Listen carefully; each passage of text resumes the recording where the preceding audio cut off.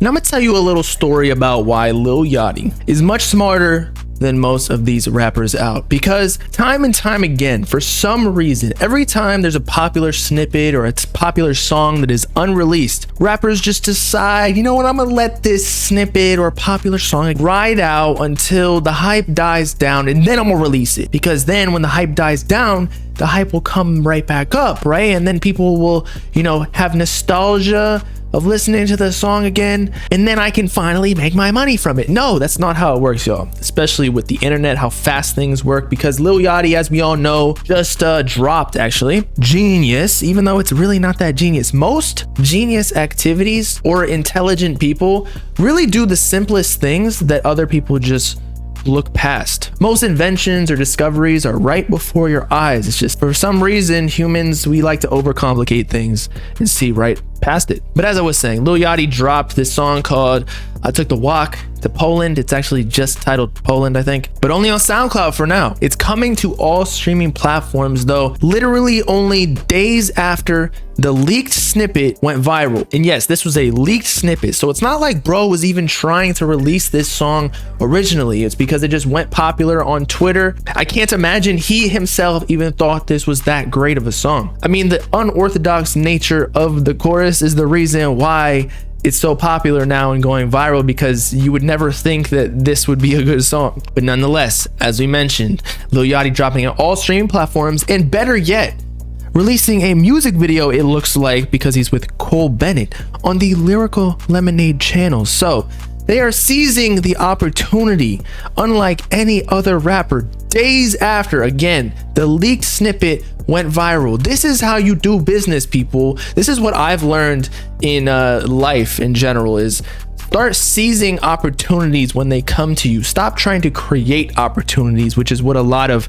artists and musicians try to do, and just creatives and business people. They try to solve an issue that's not there yet, or they try to create music wherein the listeners aren't even caught up to that sound just yet. An easy way to get past this is just listen to the fans. Now, there is some nuance to it. I talk about this all the time. Like, sometimes artists listen too much to the fans because there are snippets that are just absolutely booty, yet the fans gas up, and so the artist ends up releasing that, and then to the mainstream public, when the album is out, nobody listens to it, because it's like, nah, only the small minority of people who dick ride you actually fuck with that music. But that's the way it goes sometimes. But many a time, this is the reason why artists release snippets. It's gotten kind of out of hand more recently because too many people are dropping snippets and relying upon that marketing strategy. But when it does well, oh boy, can it be successful, like with Lil Yachty. But again, he didn't release his own snippet, it was leaked. And so likely,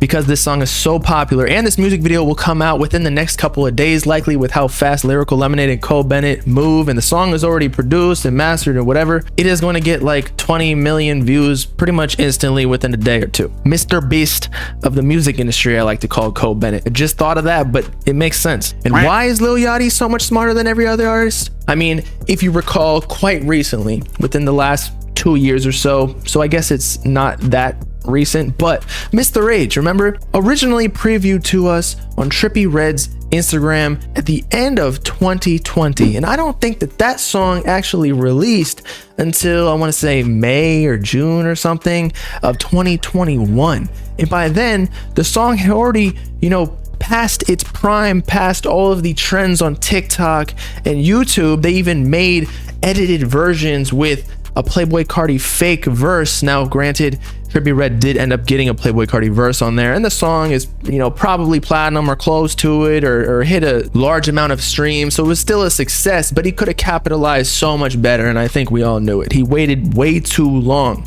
which I can say for a lot of artists. This game, the internet, it's all about moving with the swiftness. Capitalize on every single opportunity you can get. For Mr. Rage, without Playboi Carti, might have actually been a more popular song, or made Trippie Redd and his label more money if he hadn't waited months for that feature. Heck, even Mario Judah capitalized on a song that wasn't even his by doing a remix, wherein a lot of individuals still claim that rock version is better than the original. So, round of applause for Lil Yachty and Cole Bennett for doing it right. I think a lot of times when artists sign to major labels and become such big figures, they think that they just run the show. No, it is run by the fans. Do not forget that. And labels kind of junk up the whole process with like sample clearance issues. You know, we got to do a whole rollout and whatnot. So it's nice to see, you know, big time players in the game like Yachty and Cole Bennett actually doing it almost as if it were just a SoundCloud release, which it originally was a couple days ago when it first released,